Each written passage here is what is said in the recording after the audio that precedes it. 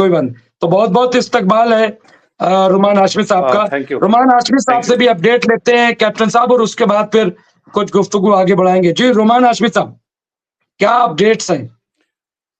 देखिए, अपडेट्स तो कल ही आ गया। आज करंट अपडेट्स तो नहीं है। आज ब्रेकिंग कल था, ब्लॉकबस्टर बॉम्बशेल था इजराइल के लिए हेग से, जहां इंटरनेशनल आईसीसी ने डिक्लेयर कर दिया क्रिमिनल क्राइम अगेंस्ट ह्यूमैनिटी को लेकर उन्हें, और एक्स डिफेंस मिनिस्टर सारे लोग जानते हैं, खबर तो आ गई है ग्लोबली।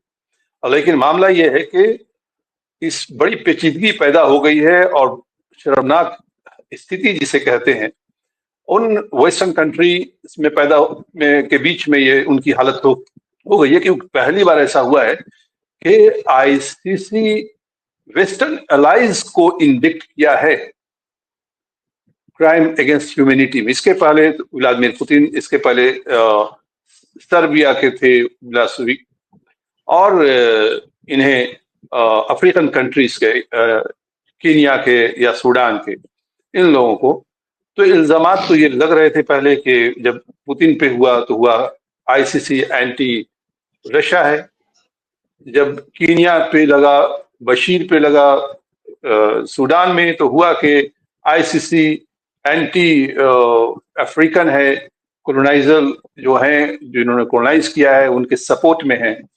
और अमेरिका ने जब पुतिन को इंडिक्ट किया था आईसीसी ने, तो अमेरिका ने तारीफ की थी यूक्रेन वार को लेकर के, लेकिन यही अमेरिका अब कंडेम कर रहा है इस ऑर्डर को।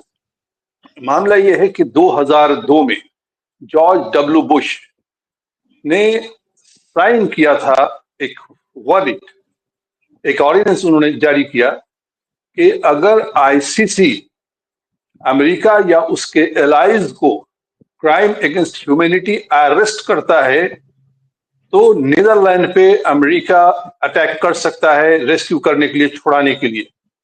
ये जॉर्ज डब्ल्यू बुश ने इसको 2002 में साइन किया था।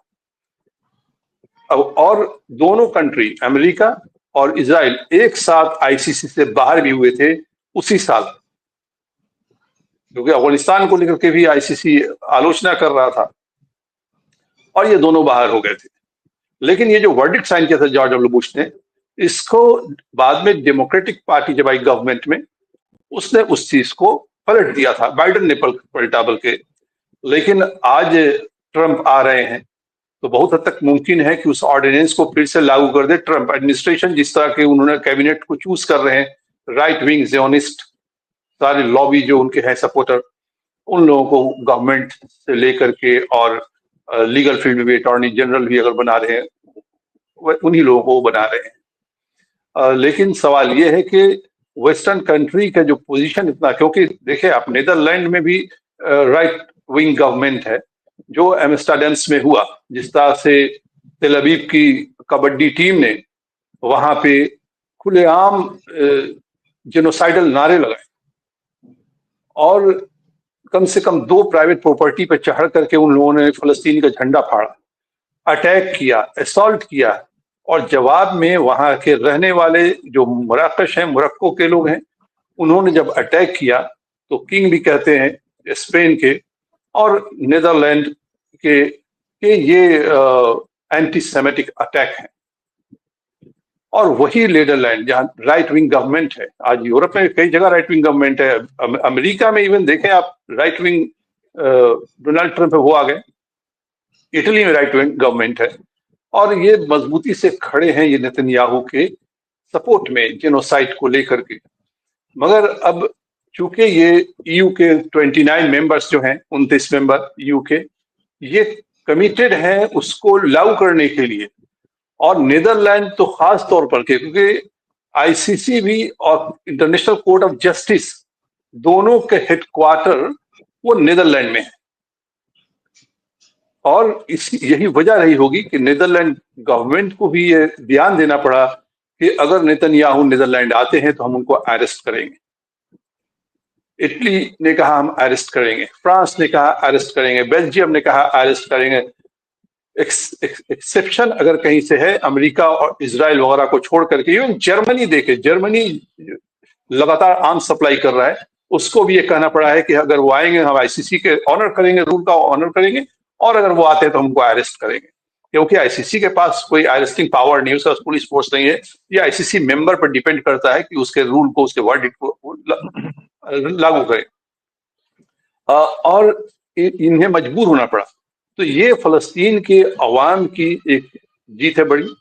लेकिन ये भी देखिए कि अमेरिका, इसके पहले भी आईसीसी के जो वर्डिक्ट आए हैं अफगानिस्तान को लेकर के, अमेरिकन गवर्नमेंट ने आईसीसी के जो जजेस हैं, आईसीसी के एम्प्लॉय हैं, उन लोगों को ब्लैकलिस्ट किया, उनके एसेट जो अमेरिका में थे उनको सीज किया।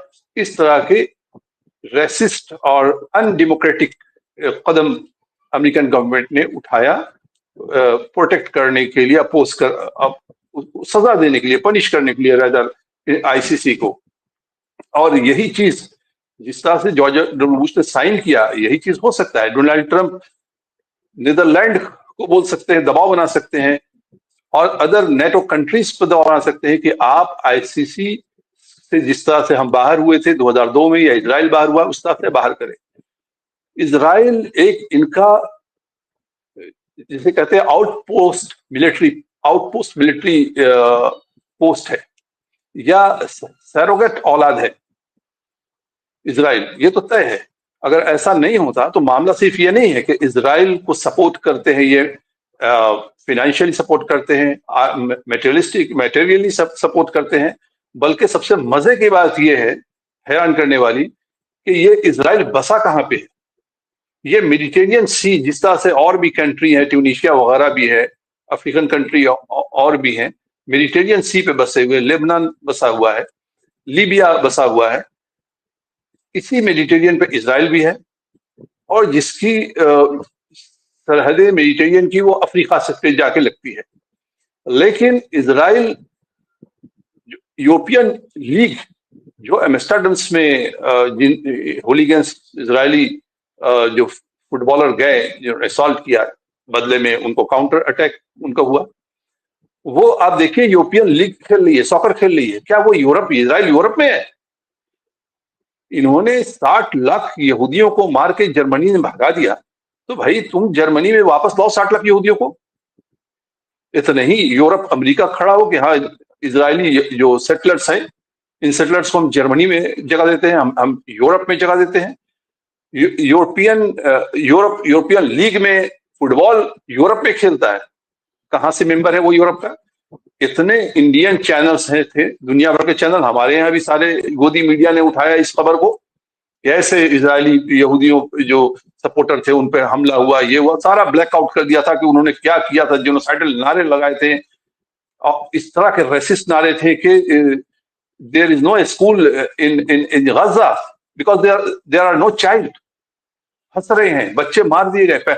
इसराइल के पार्लियामेंट में, केनेसेट में, एक सेनेटर, मेंबर ऑफ पार्लियामेंट केनेसेट का, उसने हाउस में कहा है कि ये क्राइम अगेंस्ट ह्यूमैनिटी है, जेनोसाइड किया है, क्योंकि 35,000 केनेसेट में, पार्लियामेंट में कहा उस मेंबर ऑफ पार्लियामेंट ने कि 35,000 फलस्तीनी बच्चे यतीम हैं जो वहां सड़कों पे यूं ही घूम रहे हैं।